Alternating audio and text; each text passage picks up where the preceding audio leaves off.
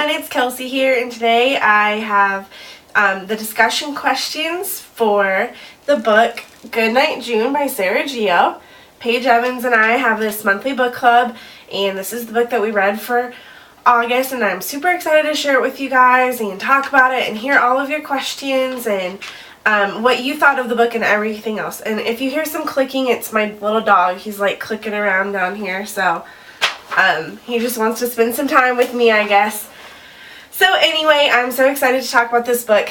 Sarah Geo is one of my favorite authors.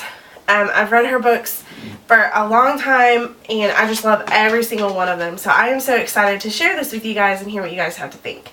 So basically, it's about this girl whose aunt owned a bookstore, and her aunt passed away and left her the bookstore, and she doesn't know what to do with it. She loved the bookstore as a child, but she wants to basically sell it because she lives in New York and the bookstore's in Seattle. So that's kind of the setup of the book.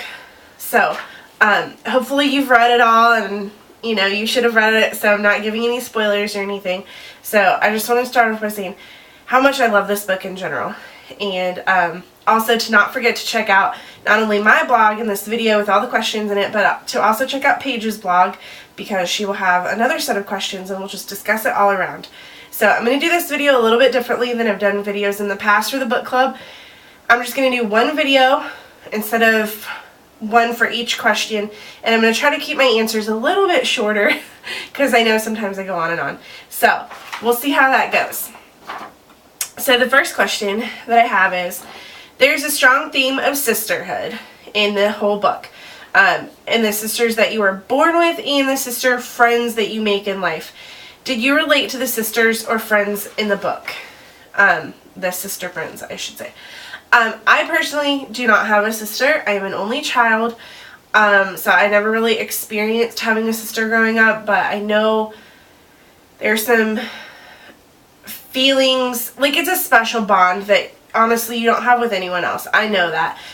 Growing up in the same household as another person is a really unique experience, and it's something that I will never have. And my husband has two adopted sisters, but they're so much younger than him that he feels like an only child too, in that respect, that he grew up by himself. He's got the only child experience. But I did relate to the characters in the book because I have my best friend. It's like we are sisters. I mean, we share everything, we talk about everything, and even though she has a sister and I know their relationship is different and unique to themselves, I actually feel like we are just so relatable.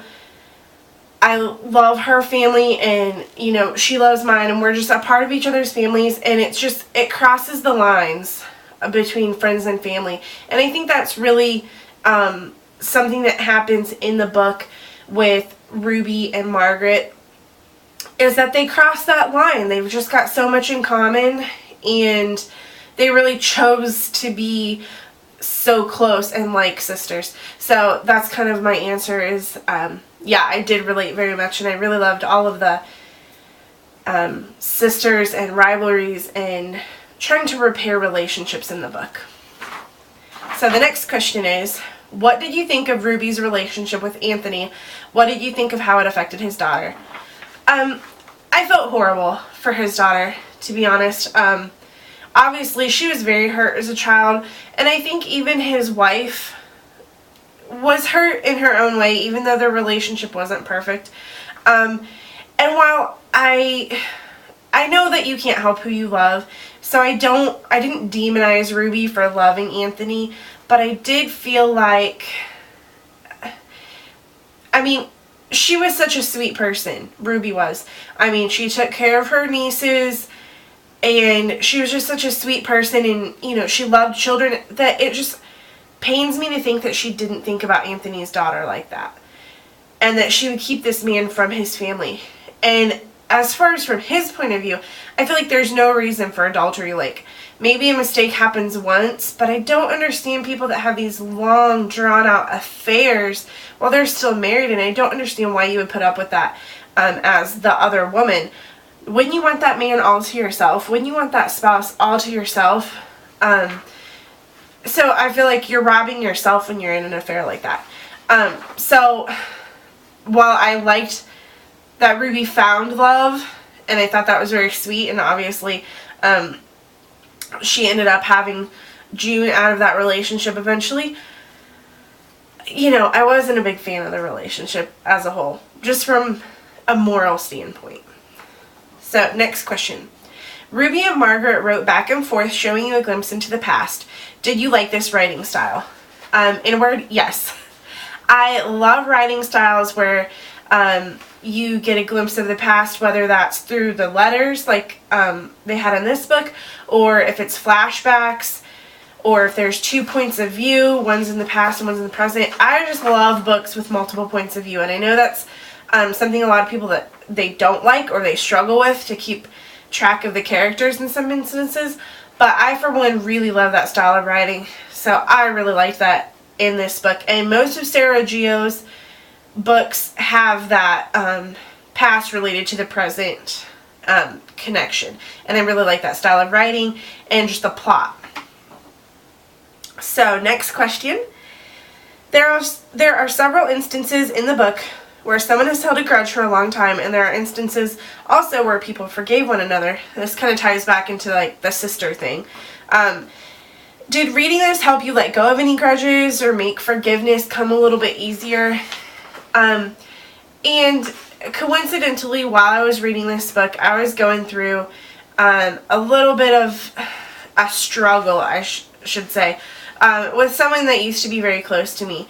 And seeing how Margaret and Ruby tried to repair their relationships with their sisters, and how June had a relationship with her sister that she was just ignoring her, and then it was like too late. Her sister dies at the end of the book, and it was just too late to repair that relationship to the full extent that it should have been. So yes, this book actually did help me let go of some anger that I was holding on to, a grudge. I wouldn't say it was a grudge. It just helped me let go of some of the hurt feelings that I had, and to realize that, you know, not necessarily forgiveness, but the fact that you can't just be angry at someone. June was so angry at her sister throughout the entire book. It affected everything in her life, I felt, and even to the point where she didn't want to move back to Seattle. That was like a factor in her decision to not wanting to move back. And if you let anger or a grudge or a fight eat away at you for that much, it's only hurting you. It's not hurting the other person. So this book actually did help me let go of stuff. I didn't come to the same conclusion that she did. You know, I didn't forgive and forget and just say, oh, it's in the past. But I did come to terms with it, and I kind of let go of the anger, and so I just really liked that about this book. And maybe it spoke to me more because of the situation I was going through at the time, but I just really liked that aspect of the book. So maybe I went a little too heavy there, but whatever. Okay, so last question. In the book, Margaret believes that you can write your own story. Do you believe this is true? Yes, I really believe that you can write your own story. I believe there are obstacles in everyone's way, but that everyone has the same obstacles. If you want to go out there and do something, you need to go out and do it. If that means getting a second job to pay for your education, to do what you really want to do, or to get a second job to pay for your hobby that you absolutely love and you want to make a career of someday, or if that means giving up your job and traveling, or becoming a missionary, or just anything. Everybody has obstacles, and I truly believe that you can write your own story, whether that's like a huge story, you know, traveling across the globe, seeing everything that you can possibly see, and just living this nomadic lifestyle. If you have a big story, that's your thing. And if you have a slightly smaller story where you just want to find someone, get married, settle down, and live, you know, a 9-to-5 life with a kid or kids and your spouse, I think that's awesome too. And I think everyone has the ability to write their own story and to be who they want to be. And I wish more of us everyone could come to terms with themselves and who they are and what they want at a younger age, so we can really appreciate being who we are and writing that story out for a longer period of time.